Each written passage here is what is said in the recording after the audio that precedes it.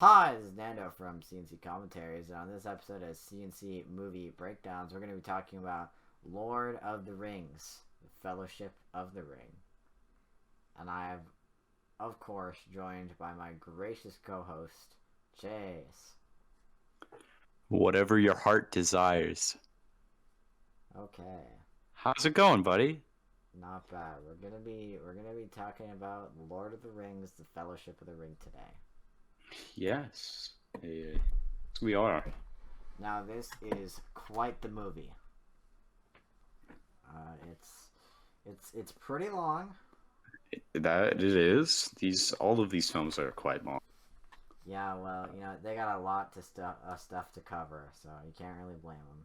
Yeah, it's a very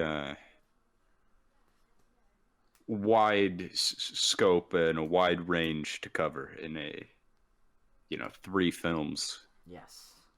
Um, a lot of world building. Yep. But we're focusing on the first one, the Fellowship of the Ring. Yes, this is the start of a little mini series for us where we're gonna cover them all. Cover Um, Lord of the Rings. yes, all the Lord of the Rings. I don't think we're doing the Hobbits. No, Um, at least not not anytime now. soon. But yeah, it's going to be interesting to revisit these. I have not seen them in a while, and I know you're a big fan, Yes. and yeah, it's going to be interesting to dive in because I know we both probably come from different sides of the coin in terms of how we view these kinds of stories. Yep. But yeah, Lord of the Rings, Fellowship of the Ring. Why don't you give us a little synopsis here? Well, I mean, what's there to say about Lord of the Rings that hasn't been said already if you don't know the story? Lord of the Rings based on the novels by J.R.R. Tolkien, and so the Fellowship of the Ring, basically features this grand landscape. You got the Shire, you got Middle Earth, you got so many things. You have this giant universe, which in the grand scheme of things is just it's insane how they do all the world building, which we'll get into. But you see, um, we see the One Ring. It's been gone for a while, but then there are these forces. There are these forces looking for it, and then it gets put in the hands of Frodo Baggins, uh, and he just gets the ring, and you know he becomes like the ring bearer basically, and he's got to take it to Mount Doom. Yep. Uh, and And that's where the story. That's what the story is. yeah, And on the way, he you know puts together his band of misfits, his and Fellowship. yeah, his fellowship, some would call it. Um, and we get these interesting characters along the way, and quite the tale is weaved. Yes, that's for sure. Yes, with great performances all throughout. Yeah, this movie's definitely Um, got some talent. so Nando, let's I guess we can jump into initial thoughts. What were your first thoughts when you saw this? Did you see this in theaters? What happened? Well, I was not old enough or born yet to see this one in theaters. Uh, so I didn't really see it in theaters, but I did watch the movies before I read the books, and that was interesting. Because the books are a little dated; they were made in the '50s, but otherwise, I think the movies do actually a pretty solid job of portraying the Lord of the Rings story on the big screen. Because I mean, the story itself isn't that complicated. Hobbit takes ring to Big Mountain. Yeah, it's basically just a lot of people's fascination over a certain piece of jewelry. Yeah, but the story. If you just look at it on paper, it's not very complicated. But through all the like character arcs and like all the world building quirks and things like that, and all the characters, I think it crafts a very great story. So I had a very good connection to these movies, and the books. So, I'm excited to revisit them and talk about them. Yeah, I think you brought up something interesting when you said you watched these before you read the book. Um, and I think for a lot of people, like big fans of this, this series and franchise, it's usually the other way around. Do you feel like that kind of like, seeing the movies first, kind of like, you know, shaped how you perceived it when reading the story? Did that like make it easier, Yeah, or it definitely made it easier because Lord of the Rings has a lot of lore, and I yeah, mean a lot. So, I'm a pretty big Lord of the Rings fan. So I read like all the books, and I like watch videos on the entire like universe and things. So I know a lot about Lord of the Rings, but that wasn't the case after I like started watching the movies. But I think the movies do a good job of explaining the world to people who haven't read the books and who just like are brand new to Lord of the Rings. Because mhm, like the first little bit of this movie is just narration explaining the world, yeah. and I think that's pretty good.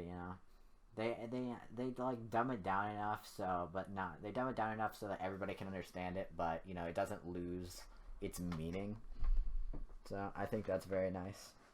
Yeah, and I mean, I feel like at times, especially with something like, this trilogy, it can be a little bit of a daunting task on the outside. You see all these, the run times, or, you know, just like different ways the story goes.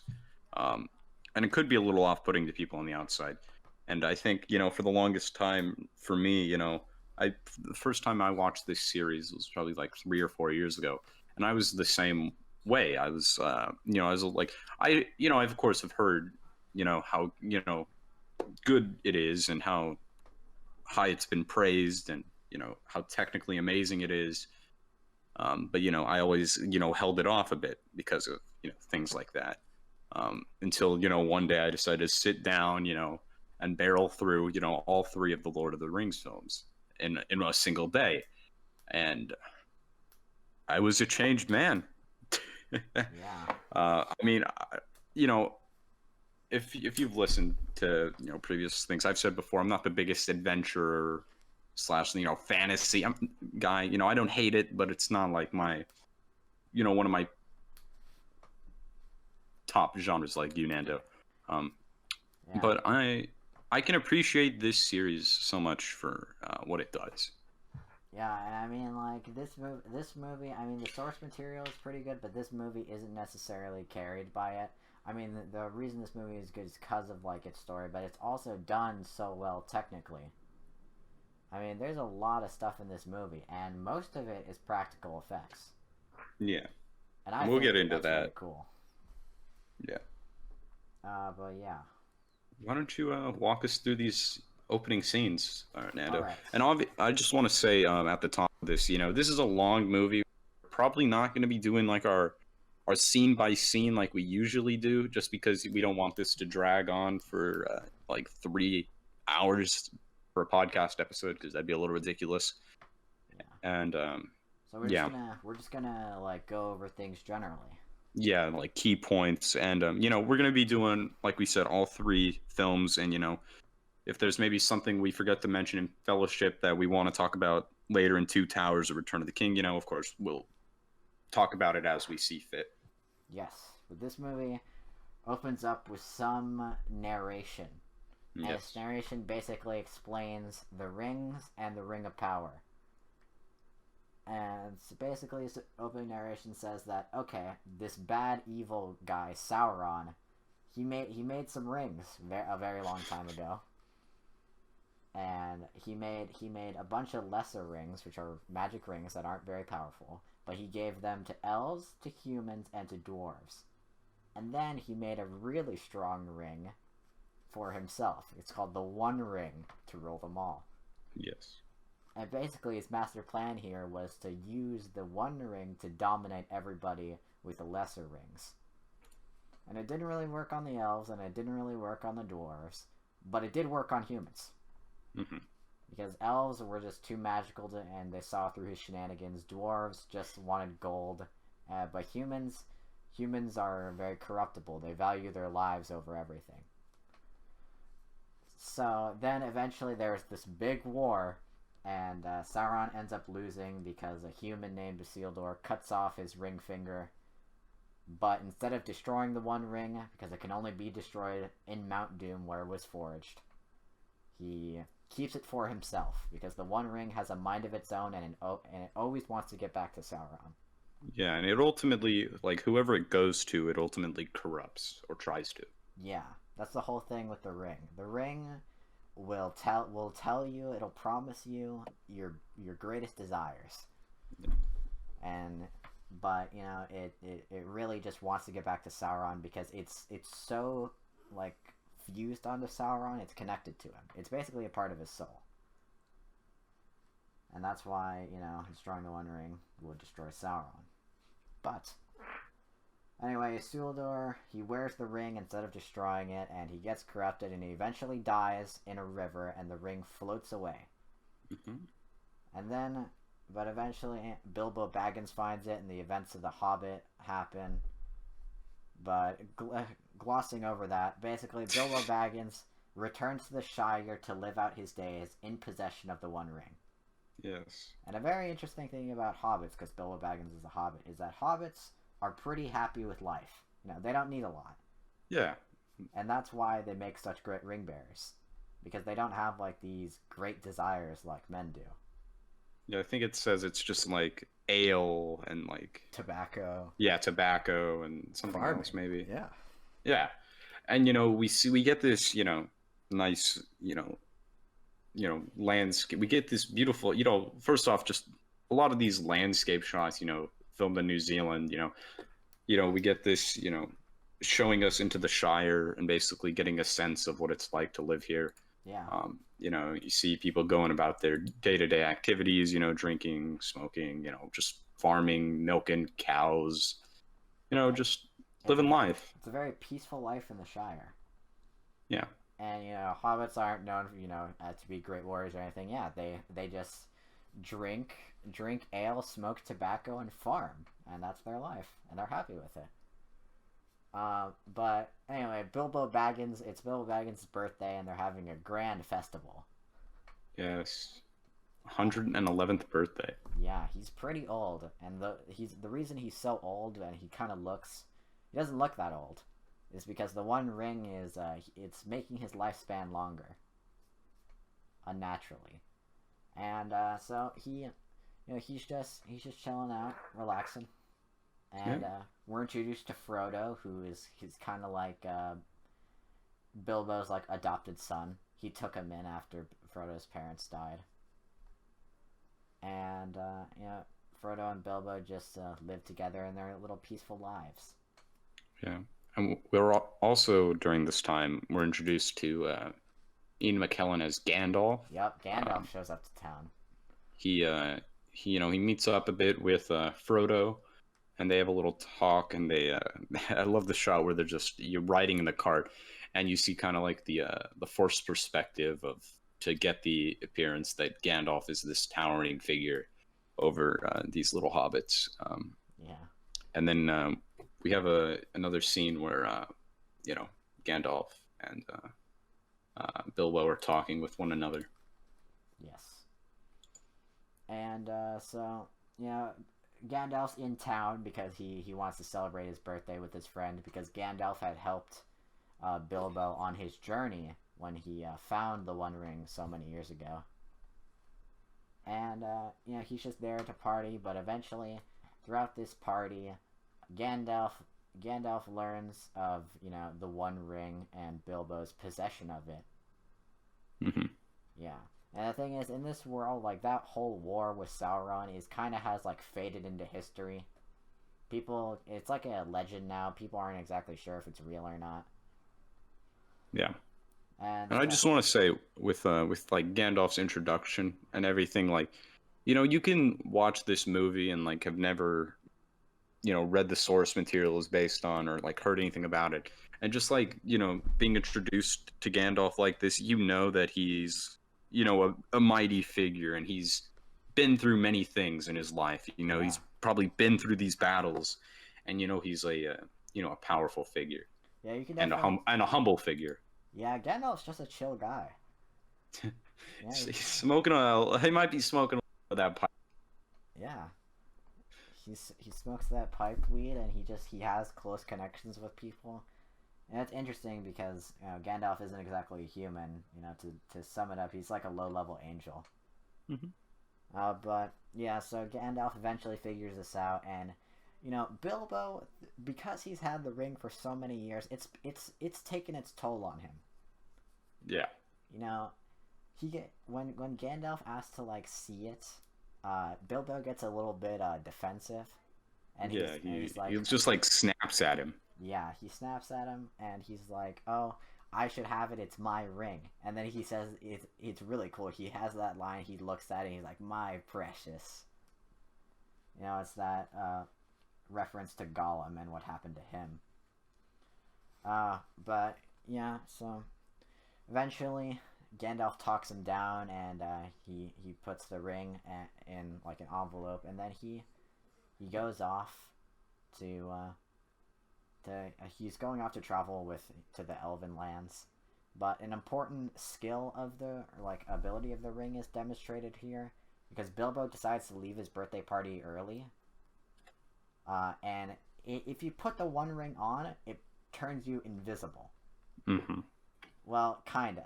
It turns you invisible in the worst way possible because you're invisible in like the physical realm where people can see you, but not in like the spirit world or like the wraith world as it's called.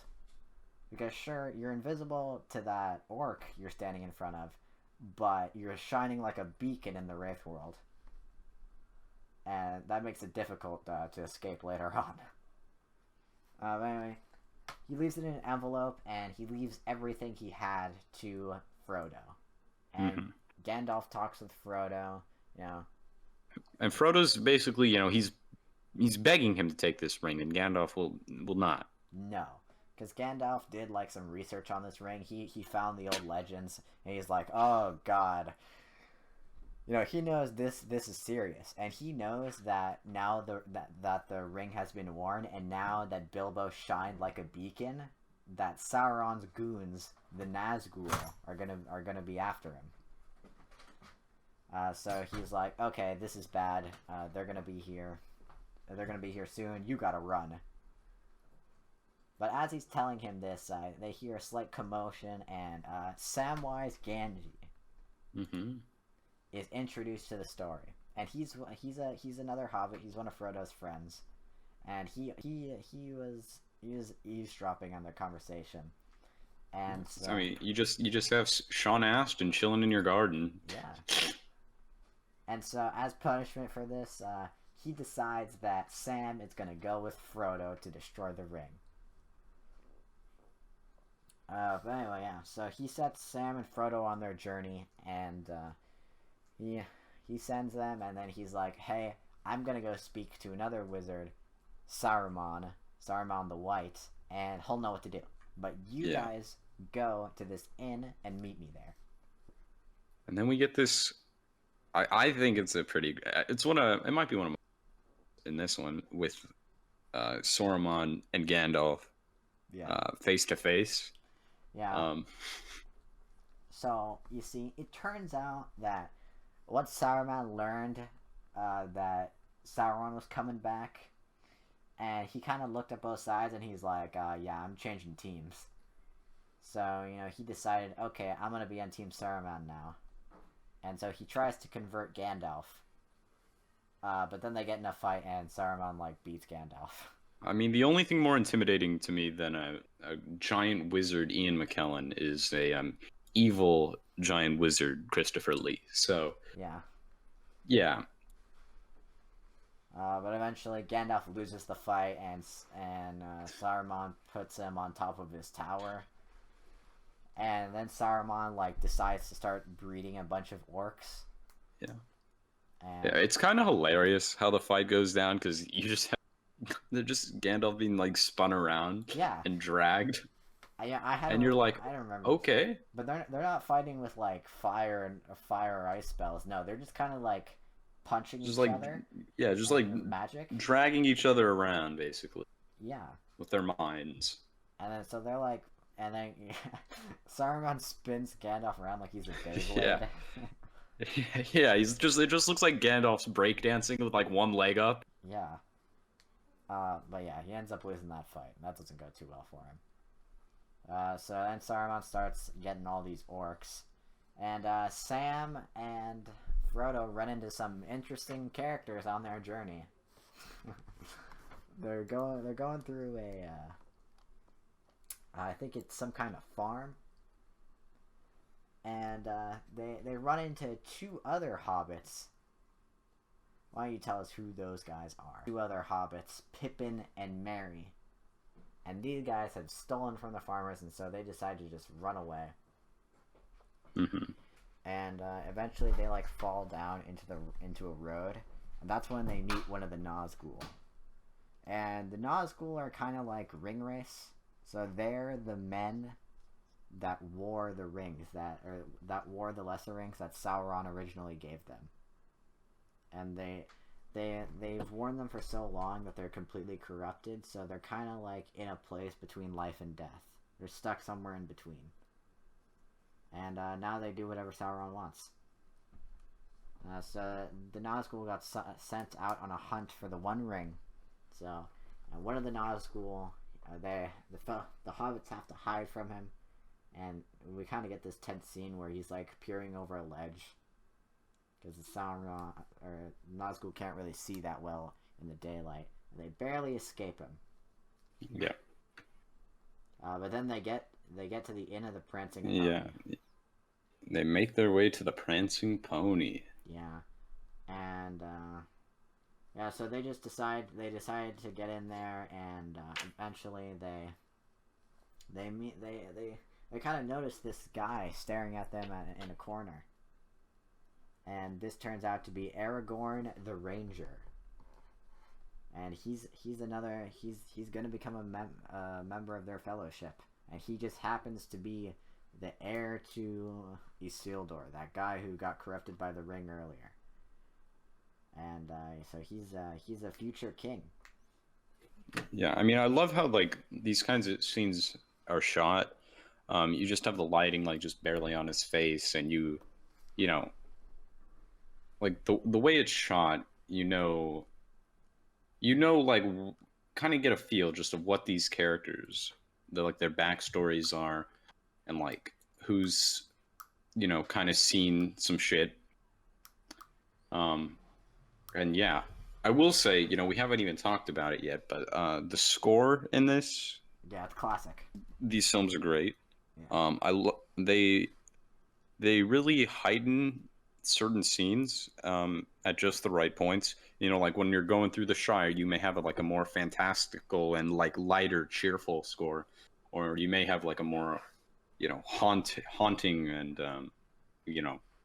just darker tone, and like something like this. And it's just these little things that you notice. Yeah. Yeah. I mean, the score definitely heightens it, because this score has got so many different it's got so many different tones to it. Yeah, you got the Shire, the fantastical, you got the big battle themes, and especially I really like the way the score works around the One Ring, because the One Ring can't necessarily talk. It just kind of whispers to the person wearing it to tempt them and things like that. But yeah, so yeah, these guys eventually meet Aragorn, and he helps them escape from the ringwraiths, or the Nazgul. And eventually, the Nazgul catch up with them, though, and Frodo gets stabbed by one of the Nazgul's blades after he tries putting on the ring to escape from them. But that doesn't work, because they can see him shining like a beacon.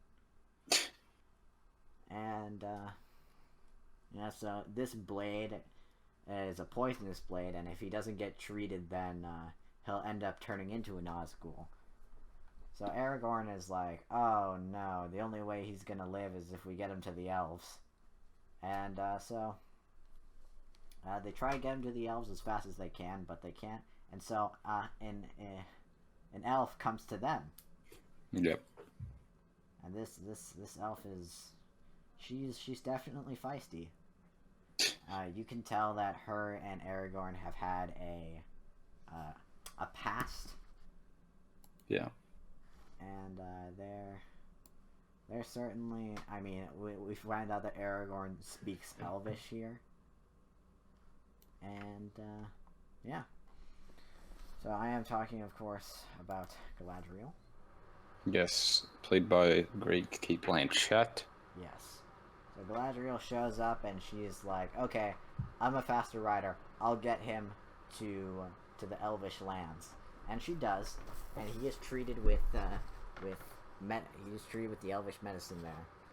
And when he wakes up, he's surrounded by all the rest of the members of the Fellowship and Gandalf. Gandalf called a great eagle to save him. Apparently, that's something he can just do. Yeah, Deus Ex Eagle.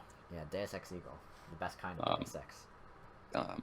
Yeah, but I love how Kate Blanchett as Galadriel is shot. How I mean, you kind of talked about it when we watched it. Like Jesus Christ, I think you said something along those lines like, why did they turn the contrast up so high? Yeah. But I think it adds, of course, to her etherealness. Yeah, she's definitely supposed to be ethereal because like she can use some like baller magic. She's pretty powerful. She's like one of the most powerful. Yeah. If not the most powerful. So. That's because she wields one of the other special rings in this world. Because Sauron also created he created the one ring to rule them all. That's the ring that Frodo has, and he created 3 special ones that turned out to be pretty powerful, and then a bunch of lesser rings. And she's got one of the 3 powerful ones. And yeah, so she's pretty powerful, and she rode out to get Frodo, and yeah. Then, so Gandalf is there, and now they have kind of like a meeting with a bunch of they have powerful elves there, and they have got a dwarf. So we meet Elrond, who's played by Hugo Weaving. Our second showing of Hugo Weaving. Yep. On this channel. So he's played by Hugo Weaving, and he's he plays an elf here. He plays Elrond. He's an elven leader. And we meet Legolas. Orlando Bloom as Legolas. And we also meet Gimli the dwarf. Yeah, might be my favorite character, honestly. Gimli's great. Or at least my favorite member of the Fellowship, I should say. Yeah, and so we meet Gimli, we meet Legolas, and Elrond, and basically they have a meeting, and Frodo's like, "Okay, this thing's dangerous. If we destroy it, it'll help destroy Sauron." And so Gimli tries to destroy it with his axe, but it doesn't work out. And we find out here that the only way to destroy the ring is to destroy it where it was created, in Mount Doom. A very aptly named place. Yeah, it's pretty on the nose. It's not the best place to be. And so it's never a place like Mount Joy or Mount Happiness. No, it's Mount Doom. So they decide that a new fellowship must be formed, and so they decide the fellowship consists of Legolas, Gimli, Frodo, Sam, Pippin, Merry, Aragorn, and Gandalf. Yeah. There's definitely a lot of members in this fellowship. They've put together a team, all right. Oh yeah, and Boromir, played by Sean Bean. He's oh there. Yes, he's there. So 5, 6. So that's 8 members, or 8 members of the fellowship. It's a pretty big team. And so they're just kind of journeying through. They're trying to get to Mordor, where Mount Doom is, and as they do this, they're just going through. We see that Saruman is like trying to. He's plotting to destroy them, and as they're trying to pass a mountain it's kind of like a shortcut to Mordor. Sauron sends like a giant storm, and he tries to create an avalanche, and so they have to turn back and go through some mines. Mines of Moria. Yeah, that Gimli says his cousin lives in. And so as they kind of show up, we get that funny door scene where they have to open up the door to the mine, and Frodo and Gandalf they're trying to figure out what to do, and then it ends up being friend in Elvish is the password. But as they get in, they're attacked by a lake monster. Yeah. So as they're walking in, well, first of all they see all the skeletons on the ground. They see that this place is abandoned and that there's a lot of corpses here. And they get trapped in by the sea monster. So they decide that they just have to go in and go through the mines. But as they're kind of exploring here, they get ambushed by orcs and goblins. Orcs and goblins and ghouls. Yep. So as they're fighting, and they're having not having the best time. They're just kind of making their fight. They escape, and they're crossing this. They're trying to cross this bridge, and that's when the big monster shows up, the Balrog. Yes, and this is not a pleasant creature by any means. This is just straight up a fire monster. He looks really cool. I mean, it looks pretty freaking scary. I'd shit my pants if I saw that thing in a mine. Yeah, but anyway, this thing starts chasing him, and as they're crossing a bridge, Gandalf sacrifices himself to buy time for the team to cross the bridge. So we get that iconic scene and line. Yeah, you shall not pass. Yeah, and he raises the staff. Yeah, and so this is just Gandalf versus the Balrog, and he does a pretty good job. He baits the Balrog in, and the bridge collapses under its weight, and the Balrog falls down. But right as Gandalf turns around to leave, the Balrog flicks its whip around Gandalf's leg, and he drags him down with him. And Frodo obviously is pretty upset over this, so that's the first member of the Fellowship down, Gandalf the Grey. Yeah. But anyway. One down. Maybe a few more to go. Maybe a few more, perhaps. But yeah, that's pretty depressing. But they're just continuing through, and Boromir, he gets tempted by the ring because they're just going through the forest, and they kind of get separated when a bunch of Saruman's orcs show up to kill them and get the ring. And they eventually show up, and they split the Fellowship, or split the party, if you will. Yeah. And it ends up being Boromir and Frodo, and Boromir is sworn to protect Frodo here. But he sees the ring and he gets tempted by it, and he gets a little frantic, and he threatens Frodo, and so Frodo puts on the ring to get away from Boromir. Yeah, he does it again. Yeah. Putting on the ring, not the best idea. Because putting on the ring twice? That's borderline suicide. And so, he puts on the ring to escape Boromir, but, the rest of the party is getting overrun by these orcs. And Frodo eventually, he starts to run. But then Boromir, he realizes what he's done, and he realizes the effect the ring is having on him. So he tries to run after Frodo to find him and apologize and save his life.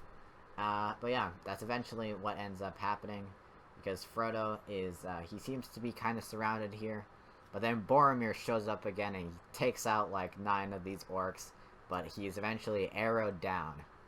Yeah, and I just want to say, with these orc scenes and, previous scenes in the movie, the freaking makeup on these orcs and other creatures and characters is so well done and just disgusting and horrifying. I see when you think of orcs, I don't think, people normally necessarily think of, this disgusting looking of creatures. Oh, here they are. These are Yeah. they're ruthless. Yeah, this is coming back to like the practical effects because a lot of these effects in Lord of the Rings are practical and they're done super well. Yeah, because these orcs, they have all this like war paint on and they're just disgusting, like grotesque creatures. But yeah, and they are very brutal. Like Boromir gets messed up. Mm-hmm. Like they don't just shoot him once or twice. They put like 6 arrows in him. Yeah, right in the chest. Yeah, but to his credit, Boromir does fight on for a while. Well, I mean, as much as you can with that many arrows in you. He's quite the trooper. And eventually, Aragorn shows up and he kills the leader of the orcs in a really cool fight scene. I think the choreography is done pretty well here. Oh yeah, that's another thing that we haven't really talked on. But the choreography, yeah, I can't speak. The choreography is also really well done in all of these fight scenes. Yeah, that's another thing for me that really helped is because they started killing off members of the Fellowship. When I first watched these movies, I actually felt tense during these fight scenes because after they killed off Gandalf, I was like, oh no, they're gonna start killing off more people. And then once Boromir died, every fight scene felt like tense after that because I wasn't sure how many people they were gonna kill. If J.R.R. Tolkien is gonna start, throwing his blows. And the choreography definitely helps because these fight scenes are close. Like these guys are taking hits left and right. But yeah. And then Aragorn says his goodbyes to a dying Boromir. And you can definitely see the regret in Boromir's eyes after what he did to Frodo. But I think he definitely redeemed. They share a nice little smooch to send off Boromir. Like, Boromir is he gives him a little on the forehead. And yeah, that's it. Then the group eventually groups back up. So that's 2 members of the Fellowship down. And something I want to touch on is the entire dynamic between the Fellowship. Is there's a lot of members in this Fellowship, even after Gandalf and Boromir die. And I really like their dynamic, especially the dynamic between Legolas and Gimli. Because Gimli is, he doesn't really like elves. And he thinks that they're backstabbers. But throughout this whole trilogy, and I think in this movie, they definitely, like, I don't know, they definitely act nicer towards each other. And I really like the dynamic of all of these because, sure, some of these guys kind of fit into the stereotypes of, like, their class. Like, Legolas is definitely, like, the archer or the ranger. Gimli is the warrior. He's, like, front line. He wears armor. He has an axe. Aragorn's, like, the fighter. And things like that. But I really like their dynamic. I think it's done really well, and it really feels like these guys grow to care about each other through this Fellowship. They were brought together to do a task, and that's exactly what they're going to do. Yeah. They know that this is life or death. Whether they like it or not, they have to work together to do this. Yeah, if any of the members of the Fellowship hadn't gone on this journey, it would probably have ended differently for the Fellowship. And that's something that I really like to see in writing, where all the characters have weight and they contribute to the story. And I think that's really neat. But after Frodo learns of Boromir's death, he's pretty upset. And he feels like he needs to continue his journey on alone. And that he doesn't want to risk any more death for anyone traveling with him. So he tries to abandon the Fellowship, but his friend Sam comes with him. Yeah. This scene just... like, it's touching between the two of them, but it makes me chuckle a bit because... Yeah, Sam's... Because Frodo's, he's in a little boat and he's starting to row out, and then we just see Sam come out, just start wading through the water, Sam and can't he's like, swim. no, yeah, and then he just realizes, he's like, oh yeah, I can't swim. Oh, why am I in the middle of this water? Yeah, he's It's kind of just like, drowned. Wile E. Coyote chasing the Roadrunner, and then just realizing, looking down, oh, there is no ground underneath me. Yeah, but eventually Frodo comes back for him, so he doesn't drown. And they decide that just the two of them are going to continue on this journey. And then Aragorn, Legolas, and Gimli realize that they're gone, and Pippin and Merry, and they're like, "Oh, we need to find those guys. They're going to need our help. They can't do this alone." Yeah. And so we get that cool line from Aragorn. He's like, "Oh, we travel light," and they're running after them. I mean, it's kind of like a cliche now almost when you get you have these big groups in movies, and then you gotta kind of find a way to break up the party, um, you know, to kind of like put a wedge between them in a way, and yeah, you gotta have that inner conflict. Yeah, and then ultimately lead to the resolution. Yeah, but then we get this. I think this really cool shot of Sam and Frodo sitting, looking on top of a mountain, and they see Mount Doom in the distance. And like Mount Doom is not a very nice place. Like and Mordor for all of that. It's like super hot there. They're by a constant active volcano. So there's like smoke in the air. And they see it over there, and they're like, I hope the others find a safer road or something like that. And then they start on their journey. And that's where Fellowship of the Ring ends. But there's a whole lot to talk about, a whole lot to unpack here. That's like we said. We gave a pretty brief, concise. Yeah, there's a lot of things that we didn't mention here. Like that. Yeah, like we can go. The costuming in this movie. Yeah, we didn't mention creatures like Gollum because they're not exactly like in the story yet. Well, yeah, we will talk about Gollum, of course. Gollum, played by Andy Serkis, one of my favorites in the series. Gollum makes a brief appearance in this film in the very beginning because after the One Ring was activated, the Nazgul knew it was activated, but they didn't exactly know where. So they tortured Gollum, and then he gave up Bilbo Baggins and the Shire. That's Gollum. And Gollum really likes the One Ring. He was its keeper. He wasn't. But yeah, just like everything on a technical level about this film, the score, the costuming, the editing, the sound design, the set, like these sets are amazing. Yes. It's really fascinating. And I think this could be a good thing for us to talk about right now, and just to think about and we haven't even talked about Peter Jackson direction. I find it amazing how someone like Peter Jackson, who, let's be honest, relatively unheard of director before this, having very few films. He did Bad Taste and Meet the Feebles, but nothing that you would really expect to warrant a major franchise like this. Yeah. And I think it ultimately comes from that you can feel his love for this series.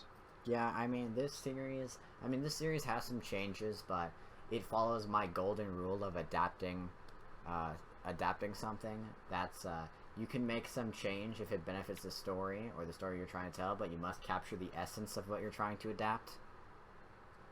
And I think that does a tremendous job here, because he really nails all the characters.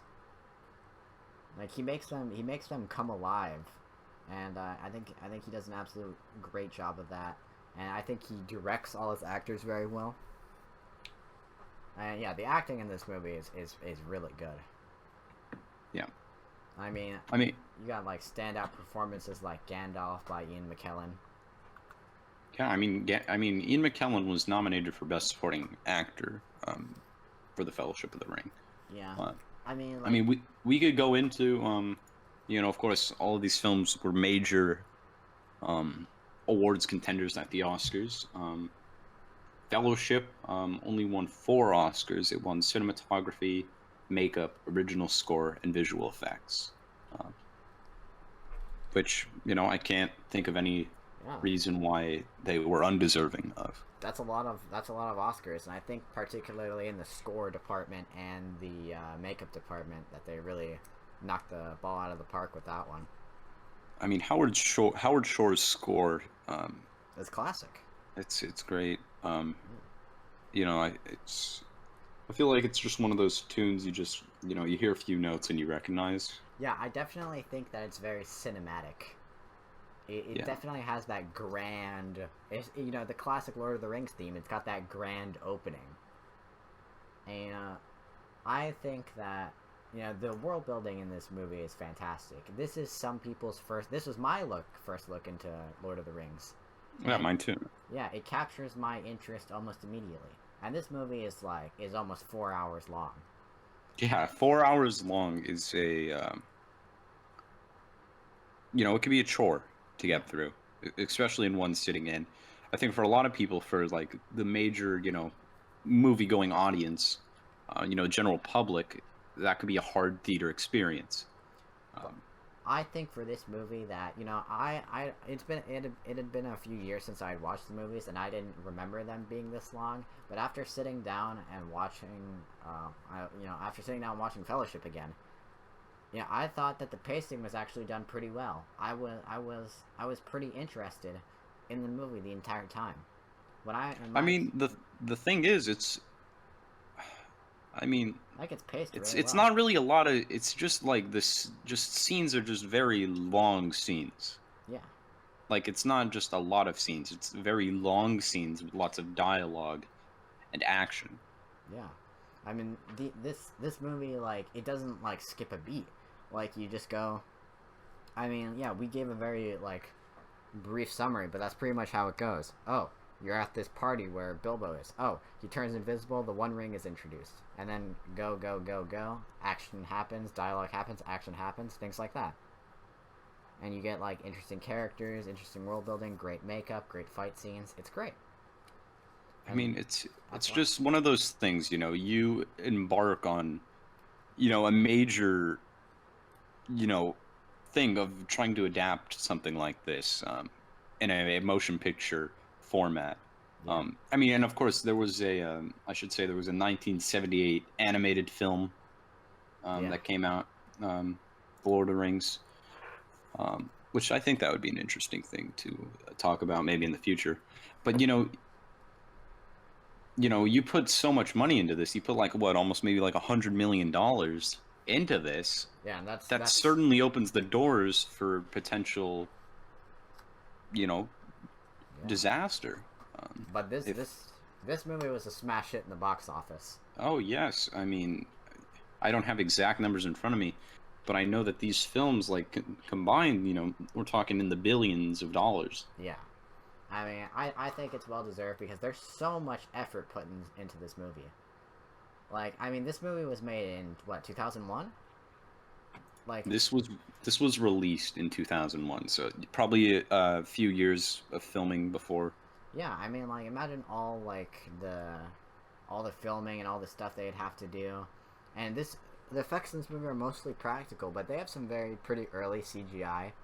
It hasn't exactly aged the best, but it's like 2000s or 90s CGI. So I mean, yeah, it's crazy to think that this film, The Fellowship of the Ring, is about 20 years old. yeah, I mean, if you had just taken out like the badly aged CGI, you could honestly make me believe that this movie came out way later than it did. I think this. Yeah, and I think it's one of those films, like as the years go on, it's, it's you're not gonna really think of it as like a certain time period, because I don't think I don't in the early 2000s we weren't getting like these big adventure epics like this. This is a once of a kind, life lightning in a bottle type thing during Yeah, this time. This is unheard of, basically. We had the Harry Potters coming out around this time a little bit, yeah, just starting to. Yeah, then you But come out with this like what 4 hour epic. Like it has so much stuff to cover, and the other two movies they don't slow down the momentum either. I mean, honestly, this is one of the first like major Hollywood epics I can think of since like the 50s and 60s. Yeah, Um, nothing like this we don't happened. get movies like this anymore, like this scope. No, Um, and I think it's also studios being a little hazardous to take risks like this. yeah, 'cause this movie is a pretty big risk because I'm sure I don't. I mean, die-hard Tolkien fans, like people who had read the books, would have gone and seen this movie. Yeah, no matter what, they would have gone and saw this. But there's not like billions of dollars worth of Tolkien fans. So there's definitely a lot of ordinary people who had never heard of Lord of the Rings, like me, who watched this movie. Well, I mean, and here's the thing, what if you make, you make Fellowship of the Ring, and it maybe, doesn't come out the best, isn't perceived the best by Tolkien fans. What are you gonna do? You already have these two other films planned, you know? Yeah. So they had to get it right here, or else they were screwing themselves. Yeah, and I think they ultimately do get it right just because of the sheer amount of, love put into this film by, cast and crew, Yeah. and you can tell that, these people are big fans of the work that is based off of. Yeah. And I think Tolkien himself would have been very proud of these movies. If he had been alive to see them. But these movies are definitely it's like a love letter to the source material. I think it's very good how they managed to accomplish all of this. Even the actors are putting in their 110%. Yeah, I really like them. I even really like there are some performances here that they don't really contribute a lot to the story, but they add a lot in keeping the viewer interested, like Pippin and Merry. Oh yeah, I love Pippin and Mary. I Yeah, think they're great. like this movie knows how to keep people interested because this movie doesn't really feel 4 hours to me. Like it definitely keeps my interest the whole time because of things like you got like the serious dialogue and things like that, but you also have like Pippin and Merry providing comic relief and things like that. It's definitely it's definitely a very good way to keep people interested in your movie. And yeah, it's just this whole movie is just like done so well because it has like a bunch of things just packaged into it, like costuming, effects, and it's just all put together by this great story. I think that's great. But don't get me wrong, I don't think this movie is perfect. Oh no, I definitely don't. I mean, this could be sacrilege to say to potential Tolkien fans listening. Um, but yeah, I don't think it's perfect per se. Yeah. Like I said before, it might be much to myself, but uh, I'm not a big fantasy or adventure guy, but so it can be hard at times. I feel like for general audience to maybe follow along or get lost with certain points. Yeah. Not in terms of like not following along, but just like so much stuff going on, and it's hard to say for this particular because this is such a wide universe. There's so much backstory, Yeah. and there's only so much you can pack in. Yeah, Um, that's like after I had watched this trilogy, I didn't really understand the One Ring the first time I watched it. So I went and read the books, and I was like, "Oh, that's how it works." and I feel like if anything, what this film does is, in a good way, is it raises questions in a good way, to get you excited for the next film and the next film, um, to hopefully answer those questions and get you excited to find out the answers. What's going to happen next to the Fellowship? Where does this go? Yeah, Um, I things like mean, that. that's why this movie isn't exactly perfect for me because like I'm of the opinion that it's like borderline impossible to write a fantasy story that everybody will enjoy or everybody will understand and love.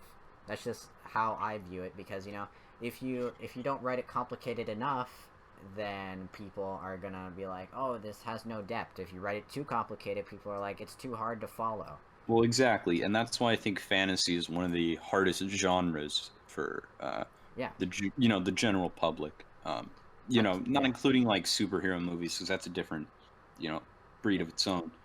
But like Yeah. just straight up fantasy, like It's hard for some people to get into because it is like a fantasy. You have to like let go of what you know. well, no, because you see other things like these Divergent or Hunger Games stuff. Hunger Games more of a success than like the Divergent or Insurgents. But even towards the end, how much longer can you keep it going while keeping the audience, the general audience entertained while also the loyal fans entertained, finding that balance. Yeah. But I think that The Lord of the Rings generally does an amazing job at writing a fantasy story, and I think this movie does an amazing job of adapting the first Lord of the Rings book. And yeah, I'd have to agree with you. like I don't know. As for the rest of the trilogy, I have a really hard time like seeing which ones I like the most out of the trilogy. Like, Yeah, it's going to be hard for me at the end, I think, to rank the three of these yeah, when we get to that final closing out episode. But I think it's going to be interesting to kind of when we step back at the end of these episodes, and we might do a little like just bonus episode, kind of our closing thoughts maybe, and just taking in this entire series as a whole and yeah, kind of what we've rediscovered along the way. yeah. I think that that's going to be very interesting. Yeah, I guess I mean, should we wrap it up here? yeah. Let's just go into. I know we already kind of said our closing Yeah, thoughts. we kind of did our closing thoughts, but I guess we can maybe a one sentence close from Yeah, both of us. I mean, like, yeah, we pretty much said all there is to say. I mean, this movie is just an amazing little package. It's a love letter to the source material. I think that's it's beautiful. And as for rating, I'd probably give this movie a 9 out of 10. High praise. All right. Yeah. Yeah, I agree. This film is beautiful to watch. Great performances, and like we said, just the world building, and to be able to pull off something to this, scope and sheer size is, a feat to be applauded in its own right.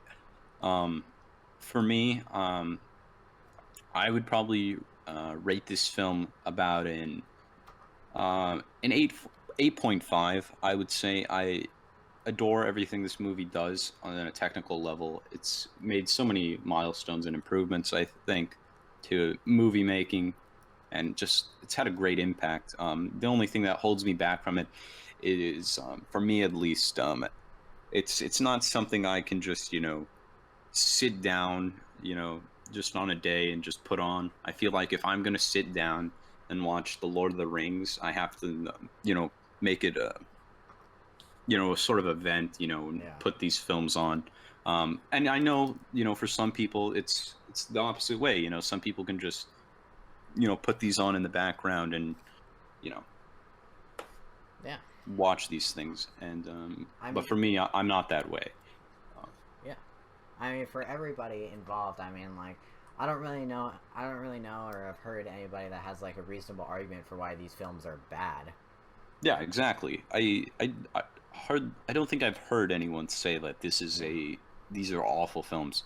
I think it And just more comes down to like personal preference, yeah, over like I what mean, genres you're into. even if you hate fantasy, like even if somebody hates fantasy, they have to acknowledge that this is done well on a technical level. Oh yeah, and I don't hate fantasy. Yeah. I just, I just probably haven't seen as much as probably like you, Nando. But to say that, this is obviously one of the best fantasy series is out there. Yeah. I'd probably put this higher than like a Harry Potter or something. Oh yeah, definitely. Yeah. But with that, that about ends it. Yeah. If you should be able to tell what we're going to cover next week. It is, well, next film, Lord of the Rings, The Two Towers. join us as we discuss that, and we continue this journey through Middle Earth. Yeah. And yeah, it'll be great. Thank you for watching, everybody. All right. Bye. Goodbye.